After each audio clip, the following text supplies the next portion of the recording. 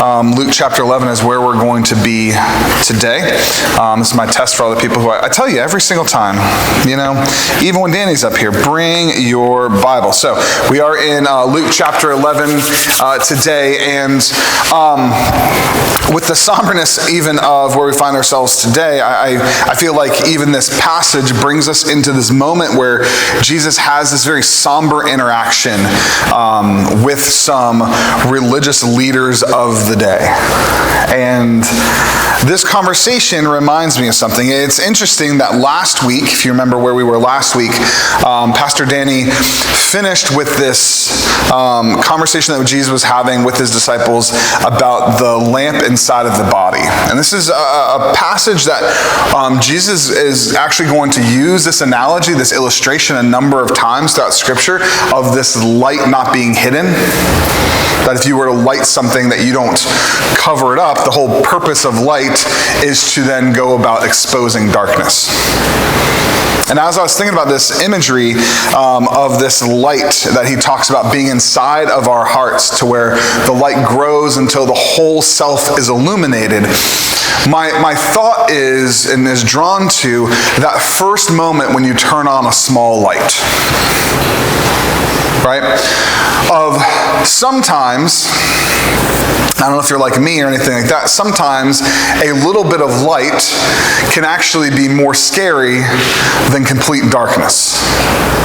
You know what I'm talking about? Because a little bit of light causes what? Shadows. And the shadows are almost more terrifying than a completely dark room, because you've illuminated some things in the room, but there are other things that are now hidden in the darkness. And it reminds me even of my own heart when we talk about this illumination that happens in the context of a salvation experience with Jesus Christ, in which you have a light aflame in your heart, which is birth, which is born, which is lit at this moment of experiencing Jesus Christ.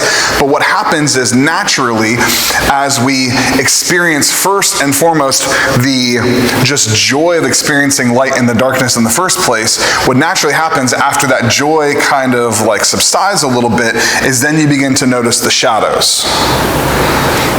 And I would say even in the context of our Christian life, when that light is kindled inside of our heart, what happens is our immediate reaction when we first get saved, when we first enter into a relationship with Jesus Christ, there's this exuberance in the fact of, oh man, the light's been turned on, this is great, this is awesome, which is then followed by the very difficult, hard thing of then taking that light into the shadows of ourselves.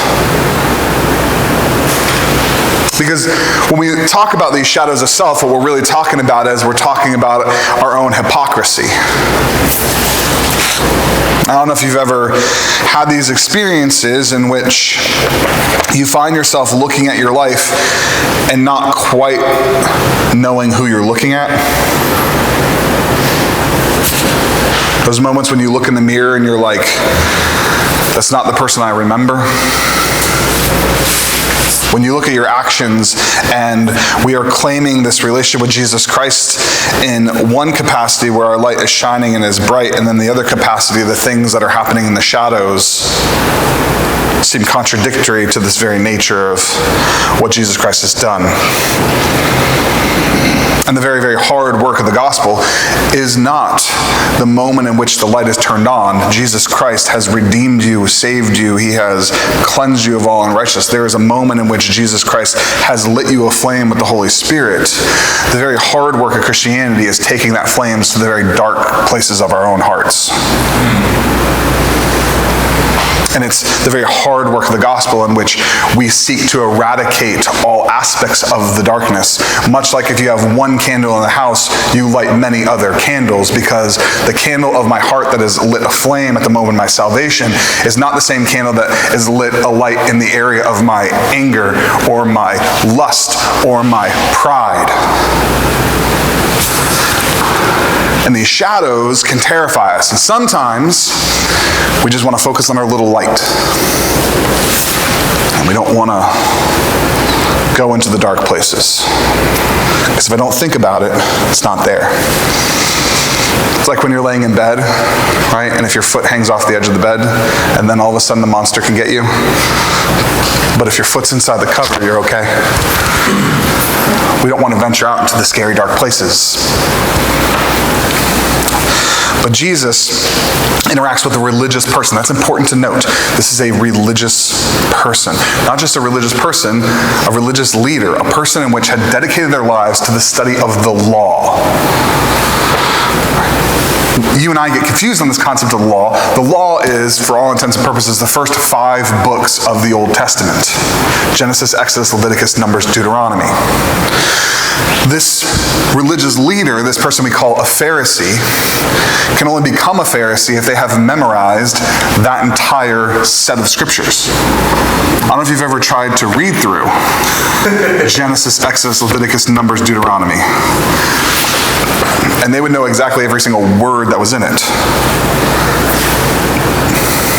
613 laws as outlined by Moses, in which govern the religious and civic responsibilities of the Israelite people. It's important for us to know that because this Pharisee, for all intents and purposes, should have had the light turned on. But Jesus points out the shadows. So we're in Luke chapter 11. We're going to read a good portion of scripture here, as we normally do, and then we're going to kind of come back and look through that. So we're going to be reading verses 37 all the way through the end of Luke chapter 11. That's verse 54. The scripture says this: As he was speaking, a Pharisee asked him to dine with him. So he went in and reclined at the table. When the Pharisee saw this, he was amazed that he, being Jesus, did not first perform the ritual washing before dinner. The Lord said to him, Now you, Pharisee, clean the outside of a cup and a dish, but the inside are full of greed and evil. Fools, didn't he who made the outside make the inside too? But give from what is within to the poor, and everything is clean for you. But woe to you, Pharisees, who give 1/10 of mint, rue, and every kind of herb, and you bypass justice and love for God. These things you should have done without neglecting the others. Woe to you, Pharisees, you love the front seat in the synagogue and the greetings in the marketplaces. Woe to you, you are like unmarked graves, the people who walk over them and don't even know. Oh, one of the experts of the law answers Jesus, and he says, Teacher, when you say these things, you insult us too. I love Jesus' response. Woe also to you, you expert of the law. You load people with burdens that are hard to carry, and yet you yourselves don't touch these burdens with one of your fingers. Woe to you, you build tombs for the prophets and your fathers who killed them. Therefore you are witnesses that you approve the deeds of your fathers, for they killed them and you build their monuments. Because of this, the wisdom of God said, I will send to them a prophet and the apostles, and some of them they will kill and persecute, so that this generation may be held responsible for the blood of all the prophets shed since the foundation of the world. From the blood of Abel to the blood of Zechariah, who perished between the altar and the sanctuary. Yes, I tell you, this generation will be held responsible. Woe to you, experts in the law, you have taken away the key to knowledge, and you didn't go in yourselves, and you hindered those who were trying to go in. And he left them there, and the scribes and Pharisees began to oppose him fiercely and cross-examine him about many things. They were lying in wait for him to trap him in something he said.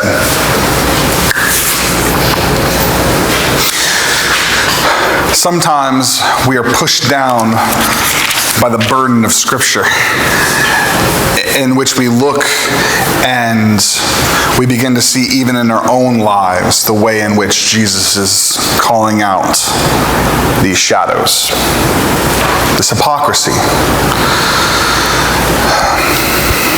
It's interesting to note here, Jesus doesn't call out the easy to see stuff. He doesn't call out these individuals who are going out in revelry or going out and partying, going out and all these different things. He's talking about that sly person who knows what they need to do and what they not need to do for others to look at them well. And I would submit that Jesus calls out 5 different shadows that lead to hypocrisy in this passage. 5 different things in which Jesus says, these are the things in which cause us to become hypocrites. We live in a generation today in which hypocrisy seems to be of the utmost crime. That we look at somebody and say, how dare they speak, they're a hypocrite. When in fact we begin to examine, we can see those little things happening in our heart as well. So what I want to do today is I want to highlight these 5 things in which we can examine in our own lives. And then I want to highlight what it is we do about those things. Because I don't think that Jesus leaves us without hope. I think Jesus always gives us hope. In that, yes, we acknowledge that we are indeed hypocrites. And he says, even in Luke, he says that I did not come to heal the healthy, I came to heal the sick. The physician comes to heal the one who needs it. Even earlier in Luke, we heard the story of the man who owned the field and how he had sent these servants to go check in on the field, and the tenants of the field began to harm and to kill the different servants who were coming in. And the owner of the field said, well, what I should do is I'll send my very own son. He is my authority, my power. Surely they will listen to him. And this is an image, an illustration that comes right back to this passage where he starts talking about this idea of God sent you the prophets. God sent you the apostles. God sent you these people, and you guys rejected them. And now I'm standing in front of you. The Son has arrived. And what are you going to do? So, I believe that Jesus Christ has arrived for us today. And the question is, what are we going to do? So I know that today is going to be a hard day. But I do think that the best things in life happen after the hard things in life. So let's look at these 5 things. The first thing that Jesus highlights as a shadow that leads to hypocrisy would be the judgment of others in verse 38. In verse 38, he says, the Pharisees saw this, and they were amazed that Jesus did not first perform the ritual washing before dinner. Okay? Ritual washing is outlined in the book of Leviticus as this expectation for the Israelites to do before they ever touch any food. One of the things that I'm kind of like getting into right now, if you guys hadn't heard this, I'm teaching a new class at my school where I'm actually teaching through Old Testament. So the past 4 weeks, man, I have been in some Leviticus, all right? So like I am like down with these laws. And what I'm noticing is as these laws are being produced to the Israelite people, these laws that seem like they don't make any sense, if we just look at them and we begin to understand where the Israelites find themselves as a nomadic desert people who are like wandering around the desert, that when God comes to them and says, there's this ritual cleansing which you need to perform before you go eat food, he's not just saying like, hey, here's like this spiritual thing I want you to do. There is a physical understanding of what happens when you eat food with dirty hands. Yes. Right? And when he says like, don't eat pigs, and everyone's like, I love bacon, so do I, but like, you wear what bacon does before it's bacon, right? It wallows. Right? Now, farmers aren't going out and creating wallows for pigs. Pigs make wallows. Where they get the water. There's only one place a pig can carry water. Figure it out. It's gross. All right? So when a pig is rolling around that stuff and eating that, there's a reason you can't go to the restaurant today and get a medium rare pork chop. Right? Because if you do, you'll get the parasites in which they were rolling around. Like, these are very understandable physical laws in which they're talking about here. So this religious leader is looking at this and he's like, whoa, whoa, whoa, spiritual person didn't wash their hands.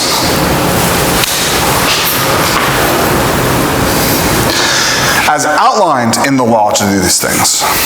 Now, what's happening here, this is what's going to happen with the Pharisees. The Pharisees begin to institute spiritual issues with physical laws. You understand the difference? You understand what I'm saying here? Right? You're not a spiritual person because you didn't follow the physical thing in which you were supposed to do. Jesus is trying to move this around. But the first thing we see then is this immediate judgment of other people. The Pharisee didn't talk about what he was doing. The Pharisee looked at Jesus and said, "What are you doing?" This is the first shadow of hypocrisy that I can see in our lives, is the moment we begin to look at these things like, okay, I know what I got going on, but I really need to fix what they've got going on. That's the first kind of step down this direction.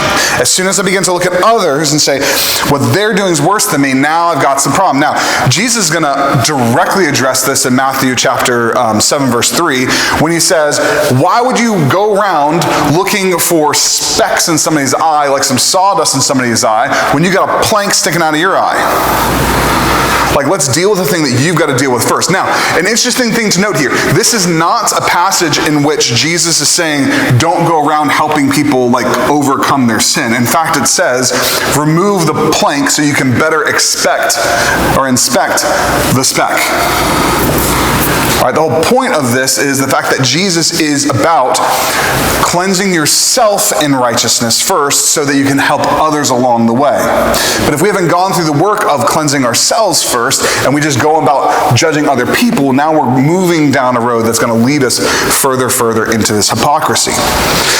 Jesus combats this with the next thing that he warns the Pharisee about, which is looking on the outside and not the inside. Remember, I told you, this Pharisee is trying to take a physical law and make a spiritual connection to it, in which Jesus says, then let me make the actual spiritual connection for you. The spiritual connection is not about the laws of cleanliness. The spiritual connection then is, what are you concerned about? Are you concerned with the outside of a cup or an inside of a cup? It's a brilliant illustration because we all get this, right? You ever been somewhere, right? Let's say you go to, let's say you were to walk into my office at my school. You'd see a coffee cup sitting there. And from the outside, my coffee cup looks great. Okay? And you'd think that would be a nice cup to use. Now, if you were to walk up to it, you would realize that I do not believe in washing coffee cups. I think that it adds flavor. All right? And if you were to look inside of my coffee cup, the outside being blue and it's nice and shiny, and then you were to look inside of my coffee cup and you'd be like, well, I don't think I want to use that cup. Right? Because we all understand that the inside's more important than the outside. In fact, if you've ever been camping before, you completely understand this concept. I've picked up a cup that's got some dirt on the outside, but I'm like, because he understands the importance of this. And what the Pharisees were doing at this time, the Pharisees were very, very concerned with the outside stuff. Because they believed if the outside looked good, the inside was right. And the Pharisees had all sorts of like little loopholes and little things to make themselves look good at this time and some different things. I mean, they were really like working towards this stuff. It's like, you ever know that person that doesn't have a real job? You know what I'm talking about? But they like got a lot of hustles. You know what I'm talking about? Like they're always doing something, and then like they're like hustling so they don't have to have a real job. But like the amount of work that it would take to have a real job, they'd probably make more money and like have less work to do if they like just put down all these hustles. You know what I'm talking about? This is like the Pharisees, man. The Pharisees, they had all these little hustles going on that just like became really complicated. Like my favorite one of these is there's this kind of like historic understanding of the Pharisees and like how they viewed things like the Sabbath. And there was this law in which how far you could travel on the Sabbath from your house, right? Because you don't want to do work on the Sabbath. And in Deuteronomy, like Moses is going to outline all these things of like the practical application, but it's like, okay, well, we know we can't work on the Sabbath, so you can't go this far from your house. So let's say that's 2 miles or whatever it might be. All right? I don't know how far exactly it was, but let's say it's 2 miles. But let's say you lived like 3 miles from the temple. Right? Now, back in those days, 3 miles from the temple, not too long of a walk. It's going to take you maybe hour and a half. You're going to walk. It's a bit of a walk. Right, but if you're a Pharisee, where do you want to be on the Sabbath?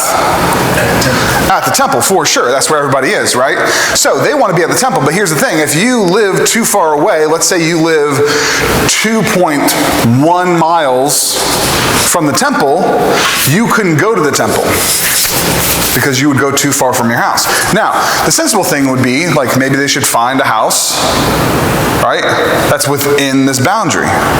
So here's what they would do, and this I love this. The Pharisees would go to somebody who lived closer to the temple, and they would buy a room in their house.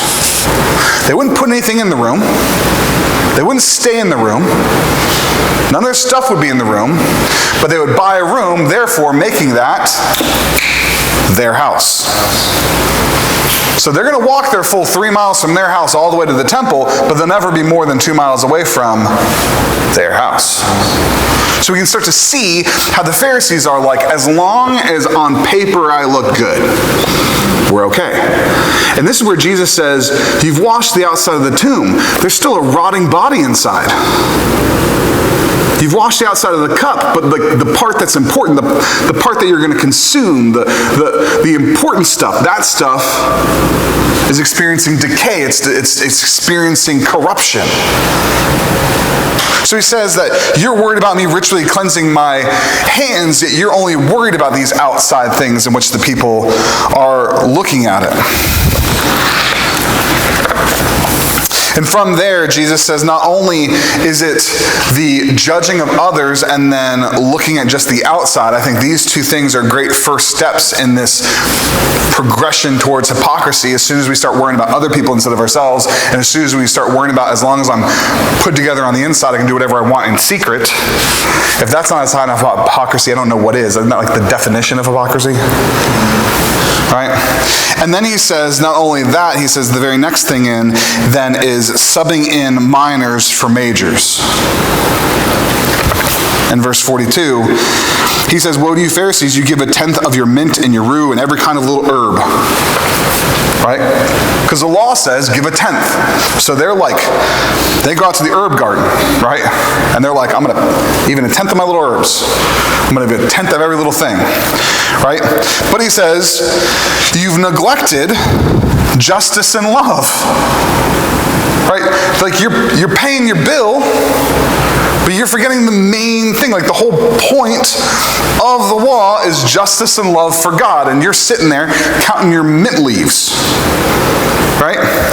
And this, in my mind, reminds me of, I know Pastor Danny always gives stories, these very sweet stories about his family, and like it's all kumbaya and everybody's hugging. And I'm not. A lot less kumbaya at the Randall household. It reminds me of my daughter Mariah. You guys know her, you'll see her around. She, whenever we ask her to clean, she's notorious for doing the exact same thing every time she goes to clean. We'll be like, all right, hey Mariah, I need you to clean. And it if you've ever met an 8-year-old, it's just like stuff. Like 8-year-old girls just stuff everywhere. I'm sure 8-year-old boys, probably the same thing, and just stuff, right? So it's like, there'll be stuff all over, and I'm like, hey, I want you to clean up your toys in this room, right? So here's what I would do if it were me. What I would do is I would just like start picking up the biggest things, right? This is like when my wife, when we got laundry, she's like, do the towels, because that's a whole load on it in itself, right? Like you do the big things and you kind of work your way down, right? Like if I walk into the kitchen, it's like, all right, let me start with the dishes and the trash, then I'm going to do like wiping the floors, you know what I'm saying? Like you like start with the big things, you work your way down. What my daughter does is she goes in and she finds every little Barbie accessory and like adds it to her Barbie and then like puts her Barbie up in this little place and all these different things. And I'm like, why don't you pick up the trash on the floor first? These 20 stuffed animals, just get rid of these first and half your work is done. But no. She's like, no, but like Sadie or whatever Barbie's, like she's got to have these shoes and she's going to put them in, like she's so fixated on the minor. Where if she would just do the major, she'd get done a lot quicker because she would realize that like, oh, most of the stuff is out of the way. Right? And I think we all experience this, right? It's like, You know, like, you ever have, like, you're gonna have, like, a big party at your house or whatever, and, like, the kitchen and the living room aren't clean, but then somebody's like, we really need to trim this bush, and I'm like, we really don't. Like, that's not, no one's even going in the backyard. But, like, we get fixated in our mind about this, like, very little thing that we've been thinking about for a while, and some of you are laughing way too hard at this. You know exactly what I'm talking about. But what's happening here is, even in the spiritual things, he's talking about this concept of, like, we are so concerned with these little things, like, yay for me, I quit cussing, and it's like, well, maybe stop, like, this other, like, very dangerous thing to you. Right? Like, if you're struggling with, like, cursing and tax evasion, deal with your tax evasion first. Right? Like, go to the core of the issues. There's one guy I was talking to one time, and it was like, he was like, I was talking with him, and he was like, oh man, I really need to quit smoking. I really need to do this. And I'm like, how about the drugs? Let's start with the drugs first, and then go to tobacco. You know what I mean? Like let's deal with the big stuff. But hypocrisy then says, if I can just clean up the outside enough to be presentable, and I can nitpick all the different things, if the bushes are trimmed, if you're like me, you come over to my house, you're not allowed to go in my room, you're not allowed to go in my office because all the stuff has just been thrown in there. Right? If I can be presentable, if I can take care of the little things, everything's going to be okay. But the big things are the things that cause the real mess. The big things are the things in which really corrupt, really change. He moves on to say, and I think all these things build on top of each other. You judge others, you look at the outside, you set the minors for majors, you got everything buttoned up for the next thing, which he says is the approval of man. We do all this for the approval of man. In verse 43, he says, woe to you Pharisees, you love to sit in the front seat of the synagogues. I wish you guys would. A little bit. You love to sit at the front seat of the synagogues. You love to be greeted in the marketplace. You love that people notice you. You ever know that person at work or wherever? Yes. You don't even know what I'm going to say, but you know that person. That when the right people are watching, they become real helpful.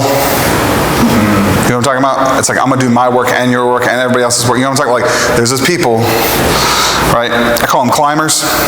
You know what I'm talking about? It's like, if you ask them, hey, you know, they finished with their stuff, but you ask them like, hey, can you do this one thing for me? But if the right person's not watching, they go, oh, sorry, I got... You know what I'm talking about? That's what's happening here. You love to be seen. You love to have the place of honor, but are you only serving to be seen in that? And the last one that I think is what will make the full transition, he says, when you load your burdens onto others. Verse 46, he says, woe to you also, experts of the law, you load your people with burdens that are hard to carry, and you yourselves do not touch these burdens with one of your fingers. I've called other people out today. If you've ever asked me to help you move, my truck is available to you. I am not. If you ever see me helping somebody move, I'm like, yeah, well, I'm going to help rearrange things in the truck. It's me and Danny out there just putting stuff. Like, you guys are like trucking downstairs. We were helping Brandon and Grace, and people are like walking downstairs with the totes, and Danny and I are like, that's so nice of you.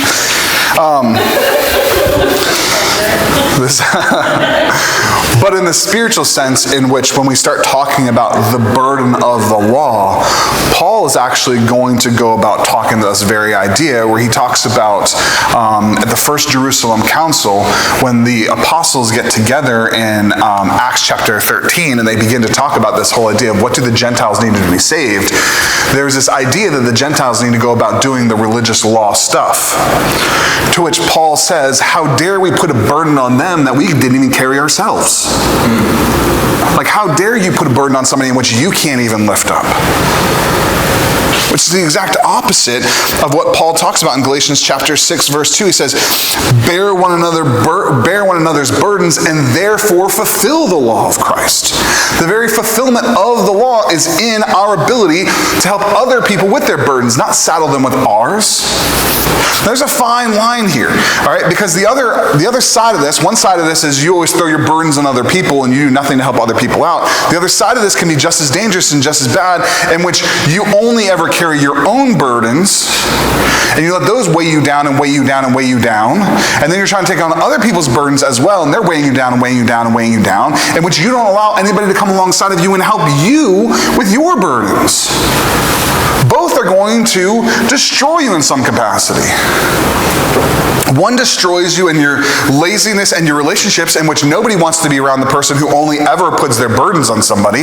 But on the other side, you're going to be lonely and everything with that, in the sense of you're weighed down with your own burdens because you don't want to be around other people as well. Both break relationship in different ways. There's a reason that Paul says that we bear one another's burdens, is that we come together and lift them up. So when I am heavy laden, I need to let somebody else take some of my burdens. And when I'm not heavy laden, I need to take on somebody else's burdens. The balance here of this, of sharing our burdens in an appropriate way, let me say that, in an appropriate way, and taking on burdens from somebody else in an appropriate way, is what this community should be about. Which means that you are able to give over burdens in which somebody else can carry for you. You have a burden to bear. Some of that can be helped with. Some of that cannot. Other people have a burden in which they bear, some of which you can help with, some of which you cannot. That's very hard to understand the difference. What can I give to somebody, what can I? And what can I take from somebody, and what can't I? Because very often, sometimes bearing somebody's burdens actually causes more burden for them, if not done correctly. All right? Get into specifics, but I don't want to get too far. I'm already late. This happens every time. It's fine. Dominic's back with the kids. She'll yell at me. But I would say these are the 5 things. And I think these things are a pretty clear picture of this concept of hypocrisy. Judging others first, looking at the outside, not the inside. Focusing on the minors, not the majors. Looking for the approval of man and placing your burdens, your work on other people. I think that gives us a clear picture of what happens here. But like I said, I don't think that Jesus leaves us without hope. I think he gives us a very strict warning first. I think this warning is very, very important, in which he says, okay, now why is hypocrisy a particularly bad thing? Because it kind of sounds like you're only hurting yourself. Right? Like, we get that concept of like, okay, well, these are my inside things. I'm not hurting anybody with these things, so what's the big deal here? The big deal here is probably the biggest deal of anything, in which it really isn't about you. Do you know what our hypocrisy does? Our hypocrisy very often does not impact us. It impacts somebody else that would have come to Jesus Christ. Think about this. Verse 52, he says this, "Woe to you experts in the law, you have taken away the key to knowledge, that you didn't go in yourselves, and you hindered those who were trying to come in." I want you to see what he just said here. Our hypocrisy doesn't typically lead to us and our experience. Because here's the thing. If you have a relationship with Jesus Christ in which Jesus Christ has actually redeemed you, your hypocrisy is covered by the blood of Jesus Christ, in which you will still find salvation. The problem is, if you are a hypocrite, nobody else wants anything to do with Jesus Christ because of what you've done to them. The greatest fear in my life is that I have been the type of person in which somebody else looks at and says, if that's Christianity, I don't want it. My greatest fear is that I am the type of person in which I am a hindrance to the gospel for somebody. Can I deal with my own hypocrisy and stew in myself and have this life in which I'm miserable? That's one thing. As soon as that then hinders somebody else from the gospel, now we've got a bigger problem. In which Paul says, let the stumbling block be Jesus Christ, not you. So what do we do? What's the hope? The hope is the very thing I started off with this week. It's the very thing Pastor Danny ended with last week. The hope is the gospel. That very flame in which showed you the shadows in the first place is the same thing that destroys the shadows when you bring it near. Let's look back at what Pastor Danny said last week. In Luke chapter 11, verses 33 through 36, it says, no one lights a lamp and puts it in the cellar or under a basket, but they put it on a lampstand so that those who come may see its light. Do you see the difference between the person who comes and sees the light and the person in which we are hindering? A direct dichotomy here. Right? The light on the lampstand draws people in. The person standing at the door keeps people out.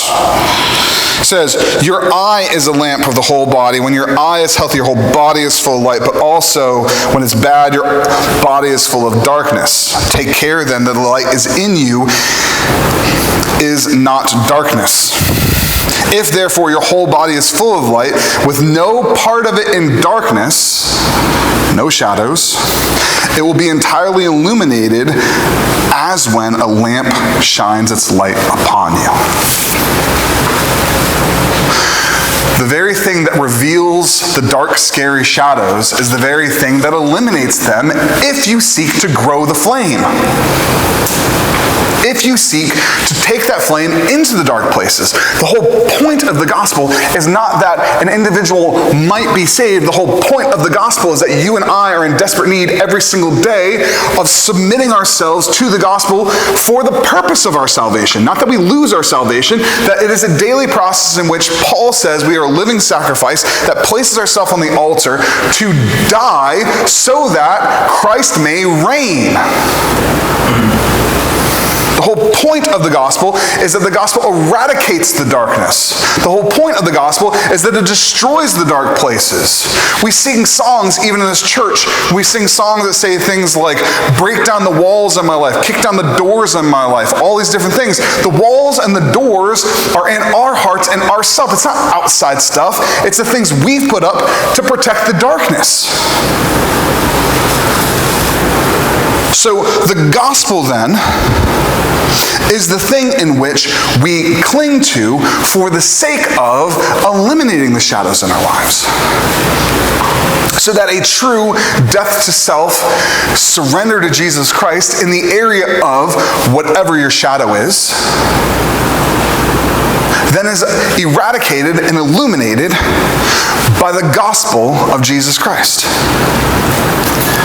In which then, it says, that those who may come to see its light. The very same thing that eradicates our shadows is the very same thing that moves us from a hindrance to a lighthouse. We've used that illustration here about we are the symbol in which the light of the gospel should be shown out to the people around us. So my question for you today is, what's that protected shadow in your life? Where have you put the walls up to block out the light? Where have you erected a little fortress?